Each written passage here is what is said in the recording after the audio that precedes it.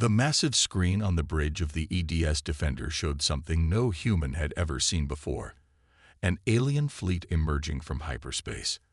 Admiral James Walker stood quietly, his weathered hands clasped behind his back as he watched the strange ships appear one by one. Each vessel was at least 3 times the size of Earth's largest battleship, their hulls gleaming with an odd purple-silver metal unknown to human science. "Status report," Walker commanded, his voice steady despite the tension filling the bridge.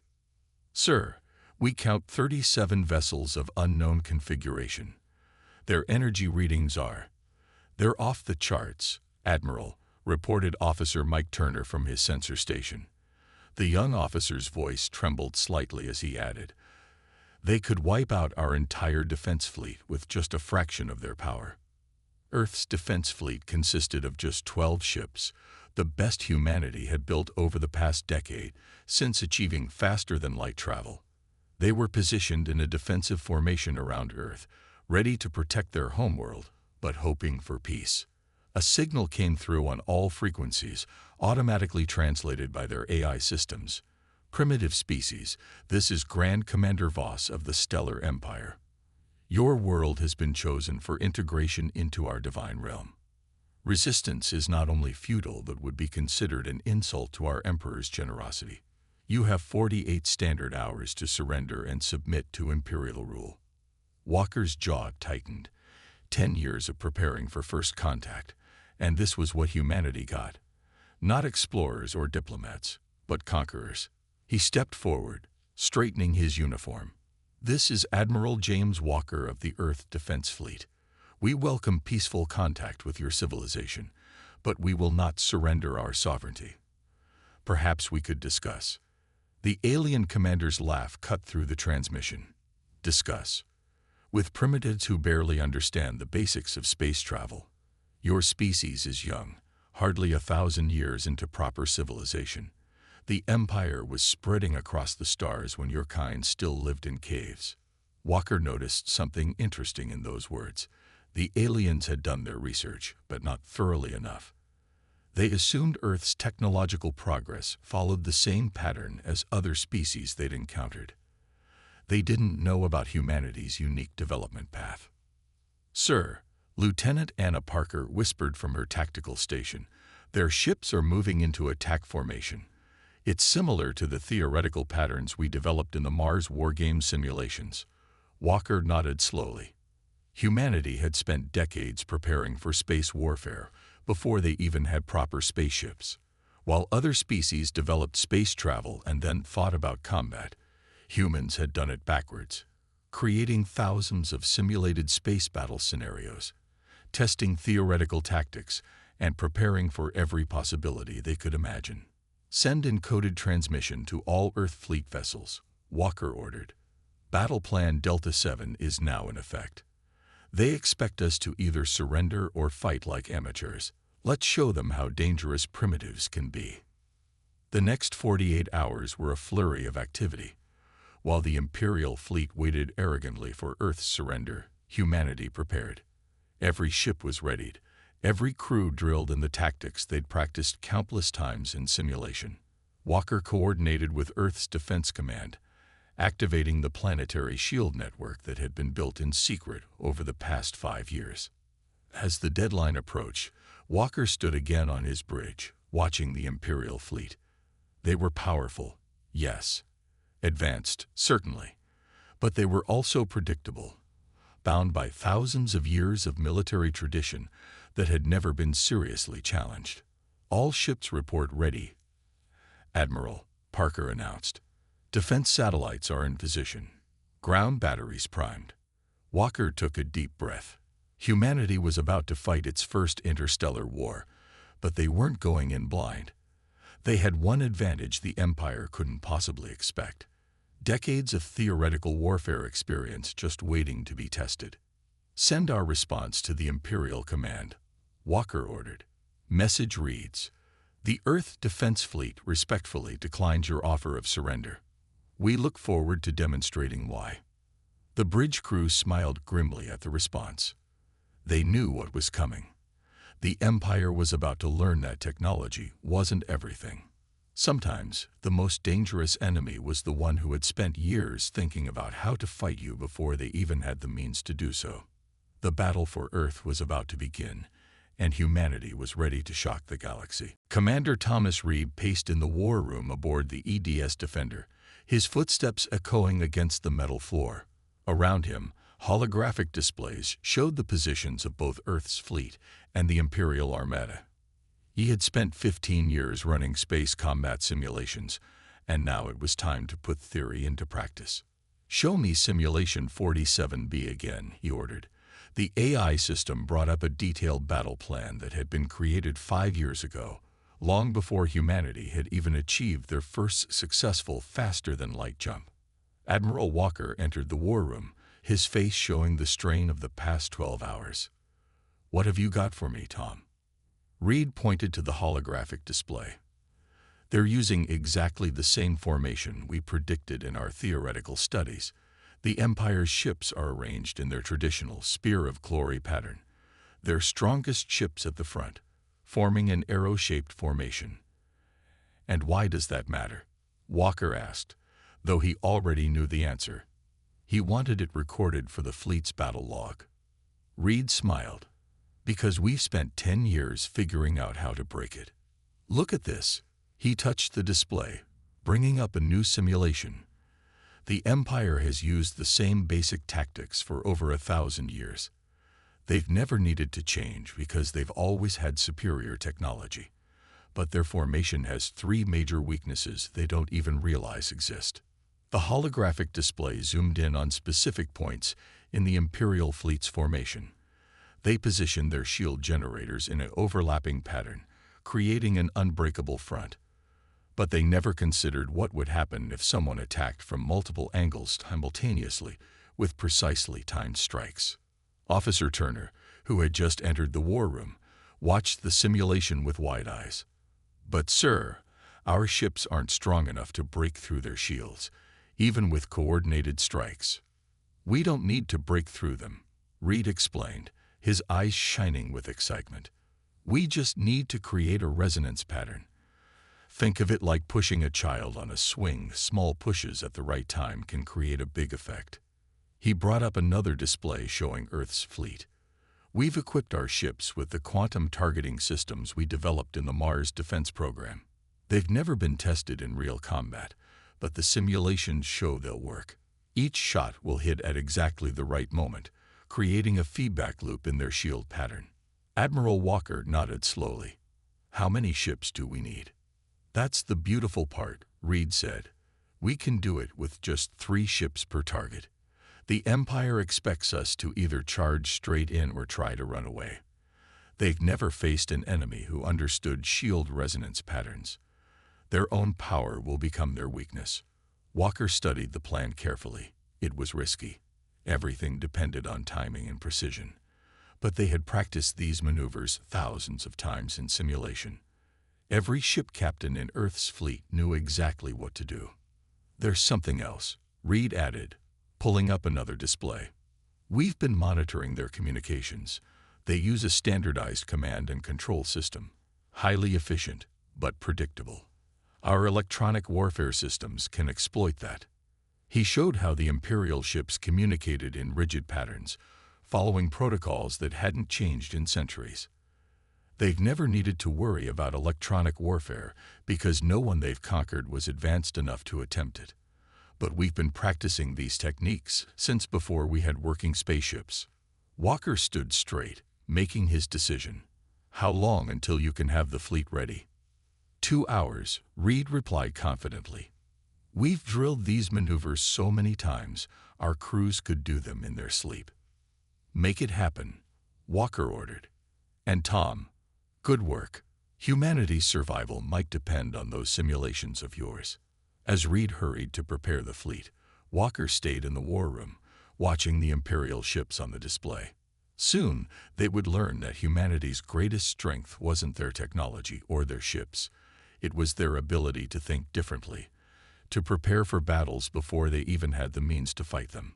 The Empire was about to face something they'd never encountered before. an enemy who had spent more time thinking about how to beat them than they had spent thinking about how to win. The space around Earth lit up with energy as the Imperial fleet opened fire. Their massive ships launched a barrage that would have destroyed any normal defense fleet. But Earth's ships weren't where they were supposed to be.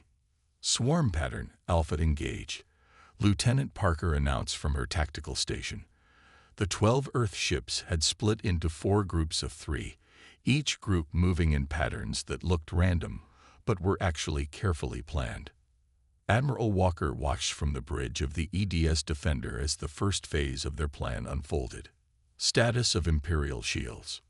They're maintaining standard formation, sir, Officer Turner reported. Their shield overlap is exactly as Commander Reed predicted. They haven't adjusted their pattern at all. The Imperial commander's voice boomed through their communication systems. Your pathetic evasion attempts are pointless. Stand and fight, or die running like cowards. Walker allowed himself a small smile. The Empire's arrogance was working in humanity's favor. They weren't even trying to adapt their tactics because they didn't believe they needed to. All ships, execute attack pattern Delta, Walker ordered. Time your shots exactly as planned. Earth's ships moved like dancers in a complicated performance they had practiced countless times. Each group of 3 vessels approached their target from different angles, firing precisely calibrated shots at exact moments. The first Imperial ship shields flared brilliantly as the synchronized attacks hit. For a moment, nothing seemed to happen. Then the energy pattern began to wobble. Shield resonance detected. Reed's excited voice came through the command channel. It's working exactly like the simulations. Their own shield energy is amplifying our attacks. The Imperial ship's shields suddenly collapsed, overloaded by the carefully timed resonance pattern. Before they could recover, Earth's ships had already moved on to their next targets, repeating the same precise attack pattern. Impossible. The Imperial commander's voice cracked with disbelief. How are you penetrating our shields with such weak weapons? Walker ignored the transmission, focusing instead on directing the battle. Earth's ships continued their coordinated dance, taking down Imperial shields one by one. The massive alien vessels tried to reposition themselves, but centuries of using the same tactics had left them inflexible and slow to adapt. Sir, Parker called out, they're trying to adjust their shield frequencies. Too late, Reed responded. Our targeting computers are already compensating. They'd need to completely redesign their shield systems to stop this attack. The battle continued for another hour, but its outcome was already decided. The Empire's mighty fleet, which had conquered countless worlds, found itself being systematically taken apart by ships they had dismissed as primitive. 3 Imperial vessels had been disabled before their commander finally realized the danger. All ships, emergency retreat, fall back to Rally Point Beta. But Earth's forces had planned for this too. As the Imperial ships tried to activate their faster-than-light drives, they found their navigation systems scrambled by carefully targeted electronic warfare attacks. Don't let them regroup, Walker ordered. Execute final phase. Earth's fleet launched their last coordinated attack, targeting the Imperial command ship's engines.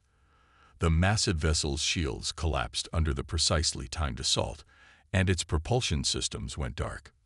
The remaining Imperial ships, cut off from their commander's coordination and unable to effectively fight against Earth's unconventional tactics, began retreating in disorder. For the first time in 3 centuries, the Stellar Empire had lost a battle. As the last Imperial ship disappeared into hyperspace, a cheer went up across Earth's fleet. They had just proved that humanity's greatest weapon wasn't technology. It was their ability to think differently and prepare for any possibility. Walker turned to Reed, who was grinning broadly. Send word to Earth Defense Command. Tell them the theoretical tactics worked even better than expected. And tell them to prepare. The Empire won't take this defeat lightly. The first battle was over, but Walker knew this was just the beginning. The Empire would be back, and next time they wouldn't underestimate humanity. But that was fine. Earth had plenty more surprises waiting for them. 1 month after Earth's surprising victory, the Imperial fleet returned. This time, they came with 200 ships, their shield systems modified to prevent resonance attacks. But Lieutenant Maria Torres was ready with humanity's next surprise. Project Mockingbird is ready for deployment, Admiral. Torres reported from her station aboard the EDS Defender. She had spent the last 3 weeks preparing Earth's new electronic warfare system, and now it was time to see if it would work. Admiral Walker nodded grimly. The enemy fleet filled the main view screen, their ships arranged in a new formation designed to counter Earth's previous tactics. They've learned from their mistake. Show me what you've got, Lieutenant. Torres brought up a detailed display of the Imperial fleet's command network. Their ships are still using the same basic communication protocols. They've just added more encryption. But that's not enough to stop what we have planned. She had discovered something fascinating about Imperial technology. Their ships were designed to follow orders without question. It was a feature built into their culture, but it had become a weakness in their military systems. Begin Operation Mockingbird, Walker commanded. Torres activated her system. Immediately, dozens of false Imperial command signals began broadcasting across the enemy fleet. Each signal was a perfect copy of their command protocols, carrying orders that appeared to come from different Imperial admirals. The effect was immediate and dramatic. Imperial ships began breaking formation, responding to conflicting orders they couldn't ignore. Some vessels started firing on their allies, believing them to be Earth ships in disguise. Others began emergency retreat maneuvers, thinking they had been ordered to fall back. Their command structure is collapsing, Commander Reed reported with satisfaction. They never considered that someone might be able to replicate their command signals. Their ships are programmed to obey orders without question. They can't handle conflicting commands. The Imperial fleet fell into chaos. Ships crashed into each other trying to follow multiple orders at once. Their rigid command structure, once their strength, had become their greatest weakness. Enemy flagship is attempting to override our false commands, Torres announced, her fingers flying over her control panel. Countering now. Sending orders to power down their weapons in Imperial command code. The massive Imperial flagship's weapons went dark as its computers received what appeared to be a priority override command from Imperial High Command. The ship's commander, trained to follow the chain of command without question, could only watch in horror as his vessel became defenseless. Launch the attack, Walker ordered. Earth's fleet moved in, using their previously successful tactics against the now disorganized Imperial forces. Without proper coordination, the enemy's superior numbers meant nothing. The battle turned into a rout. Imperial ships, unable to determine which commands were real and which were false, either retreated in confusion or fell victim to Earth's coordinated attacks. Their advanced technology was being defeated by something they had never considered a threat: information warfare. Imperial ships are beginning full retreat, Officer Turner reported. Their command network has completely broken down. Walker watched as the mighty Imperial fleet scattered, their formation shattered by an attack they couldn't even see. Send word to Earth Defense Command. Project Mockingbird was a complete success, but tell them to start working on our next innovation. The Empire will adapt to this tactic too. Torres smiled at her console. They can try, sir, but they'll have to rebuild their entire command and control system from scratch. They've relied on absolute obedience for so long, they don't know how to function without it. As the last Imperial ships fled the battlefield, Walker realized that humanity's greatest strength wasn't just their ability to innovate. It was their ability to identify and exploit the fundamental weaknesses in their enemy's way of thinking. The Empire would be back again, but humanity would be ready with yet another surprise. The galaxy was learning that underestimating Earth was a dangerous mistake. Captain Robert Wilson watched silently as his ship, the EDS Shadow, drifted powerless in space. Around him, 11 other Earth vessels floated like dead hulks, their systems apparently destroyed by Imperial weapons. It was exactly what he wanted the enemy to think. "Status report," he whispered into his command link. The crew was operating in near-total darkness, using minimal power to avoid detection. "Imperial salvage fleet approaching, sir," his sensor officer replied quietly. "5 heavy cruisers, just as predicted. They're following standard Imperial protocol. Collect or destroy all enemy technology to prevent reverse engineering." Wilson allowed himself a small smile. The Empire's predictability was once again working in humanity's favor. "All ships confirm antimatter charges are primed." 11 green lights appeared on his tactical display, one from each destroyed Earth vessel. Operation Trojan Horse was proceeding exactly as planned. The Imperial salvage ships moved closer, their powerful tractor beams reaching out to collect what they thought were helpless human vessels. They didn't realize that each dead ship contained a carefully hidden antimatter warhead, waiting to be triggered. "Enemy ships in optimal position," the tactical officer reported. "All 5 cruisers are within the blast radius." Wilson took a deep breath. "Send the signal. All ships trigger their charges on my mark." He waited until the Imperial vessels were perfectly positioned, their shields lowered for salvage operations. "Execute." 12 antimatter explosions detonated simultaneously. The blast waves combined and amplified each other, creating a massive sphere of destruction that engulfed the entire Imperial salvage fleet. When the energy dissipated, nothing remained of the enemy ships except scattered debris. "Confirmation from EDS Defender," his communications officer announced. "Admiral Walker reports Operation Trojan Horse was successful across all sectors. The Empire lost 23 salvage fleets today." The strategy had been brilliant in its simplicity. The Empire was so confident in their superiority that they never considered the possibility of a trap. Their own protocols had demanded they collect all enemy technology, making them predictable. "All ships, power up and prepare for Phase 2, Wilson ordered. His vessel's systems came back online, along with the other 11 ships in his group. None of them had actually been damaged. It had all been carefully staged. The real brilliance of the plan showed itself minutes later. As news of the salvage fleet's destruction spread through Imperial channels, other Imperial commanders began refusing to approach damaged Earth ships. The enemy's salvage operations across the entire front came to a halt. "Sir," his tactical officer called out, "long-range sensors are picking up Imperial fleet movements. They're pulling back from all engagement zones. They're leaving damaged ships behind rather than risk salvage operations." Wilson nodded with satisfaction. This was exactly what Earth's Strategic Command had predicted. The Empire couldn't afford to ignore damaged ships. Their entire military doctrine was built around preventing lesser species from acquiring their technology. But they also couldn't risk salvaging them. They were trapped by their own rules. "Message from Admiral Walker," the communications officer announced. "The Empire has lost nearly 30% of their support fleet today.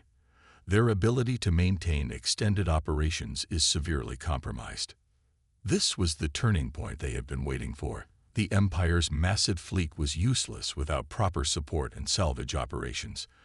They would either have to completely change their military doctrine, something they hadn't done in 1,000 years, or continue to watch their fleet's effectiveness deteriorate. "Send word to all ships," Wilson ordered. "Operation Trojan Horse is complete. Begin preparations for our next tactical innovation. The Empire thinks they've learned to counter our strategies, but they haven't seen anything yet."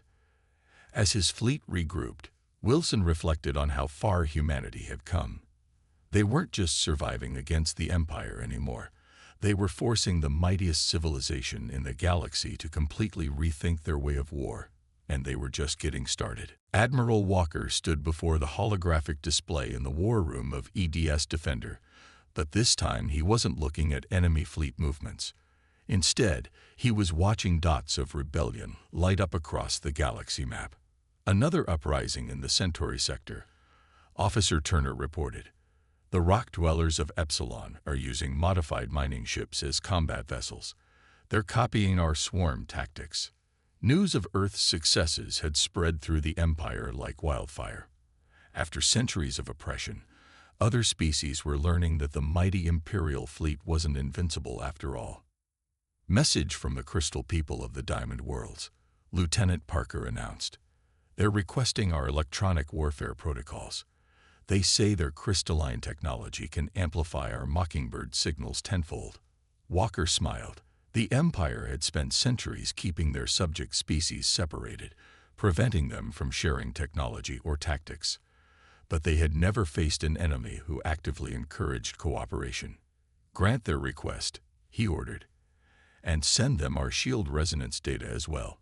Their crystal ships might be able to create even stronger feedback patterns than ours. Commander Reed entered the war room with excitement in his eyes. Sir, you need to see this. The hive mind of Sector 7 has analyzed our Trojan horse strategy.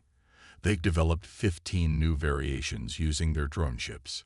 The Empire won't be able to salvage anything anymore without risking complete destruction. The rebellion was spreading faster than anyone had expected. Each species brought their own unique abilities to the fight, combining them with Earth's innovative tactics to create new problems for the Empire. Imperial fleet movements show they're spreading thin, Turner reported. They're trying to contain uprisings in 12 different sectors. Their command structure can't handle this many simultaneous threats. Walker brought up a tactical display showing the latest battle reports. The rock dwellers had turned their massive mining lasers into weapons, cutting through Imperial ships with precise strikes. The Crystal People were broadcasting false commands that could reach entire sectors at once. The hive mind's countless small ships were overwhelming Imperial defenses using modified versions of Earth's swarm tactics. Message from Earth Defense Command, Parker said. They're proposing a formal alliance with all rebel species. We'll share all our tactical innovations. They'll share their unique technologies. They're calling it the Freedom Coalition. The Empire's worst nightmare, Reed commented. They spent centuries making sure none of their subject species could challenge them alone. They never imagined we'd find a way to unite them all. A new alert flashed on the main display. The Imperial response to the growing rebellion had finally arrived. A massive fleet, larger than any they'd seen before, was gathering near the Empire's capital system. They're preparing for a final battle, Walker observed. They'll try to crush us all at once, make an example of us to discourage any future rebellions. But Walker wasn't worried. The Empire still didn't understand what they were really fighting against. It wasn't just Earth anymore. It was every species they had ever oppressed, armed with humanity's tactical innovations and burning with the desire for freedom. Send word to all our allies, Walker ordered. Tell them to prepare for the largest coordinated attack in galactic history. The Empire thought they could handle Earth's tactics. Let's see how they deal with those same tactics used by a dozen different species at once. As the messages went out, Walker felt a profound sense of pride. Humanity hadn't just found a way to defend itself. They had given hope to an entire galaxy. The Empire had spent centuries building their power through division and fear. Now they were about to face the consequences of their actions. The final battle was coming. And this time, the Empire would face the combined might of all the species they had tried to keep apart. The space around the Imperial capital blazed with energy as the largest battle in galactic history unfolded. 5,000 Imperial warships faced off against the combined fleets of the Freedom Coalition. Earth's 12 original ships had become the commanders of a vast armada of diverse alien vessels. Admiral Walker stood on the bridge of the EDS Defender, now decorated with the symbols of all allied species. All fleet commanders, report status. The responses came in quickly. The Rock Dwellers' mining ships turned warships were in position, their crystal-enhanced weapons ready. The hive mind swarms of drone ships moved in perfect coordination with Earth's vessels. The Crystal People's ships glowed with energy, their enhanced Mockingbird systems prepared to broadcast false commands across the entire battlefield. The Empire's fleet is advancing in standard formation, Commander Reed reported. They still haven't learned. They think overwhelming force is the answer to everything. Walker nodded. Begin Operation Unity. The battle began with a massive electronic warfare assault. The Crystal People's enhanced version of Project Mockingbird sent thousands of false commands through the Imperial fleet. Entire squadrons of enemy ships turned on each other, their rigid command structure working against them. The Rock Dwellers struck next, their massive mining lasers, modified with Earth's precision targeting systems, cutting through the confused Imperial formations. Their shots were perfectly timed to match the shield resonance patterns discovered in Earth's first battle. Imperial fleet trying to regroup, Lieutenant Parker announced. They're attempting to isolate their command frequencies. Too late, Torres responded from her electronic warfare station. The hive mind is already inside their systems. They can't tell which commands are real anymore. The Empire's massive fleet, which had once seemed invincible, was being torn apart by the very species they had conquered. Each rebel fleet used Earth's tactics in their own unique way, creating chaos that no amount of technological superiority could overcome. Imperial command ship is broadcasting on all frequencies, Turner reported. They're requesting terms of surrender. A hush fell over the bridge. After centuries of tyranny, after countless worlds conquered and species enslaved, the mighty Stellar Empire was admitting defeat. The Imperial Grand Admiral's voice crackled through the command channel. To the leaders of the Freedom Coalition, we acknowledge your victory. The Empire surrenders unconditionally. Walker looked around at his bridge crew, seeing the same mix of emotions on every face. Joy, disbelief, and pride. They had done more than just defend Earth. They had freed an entire galaxy. Send word to all coalition ships, Walker ordered. The war is over.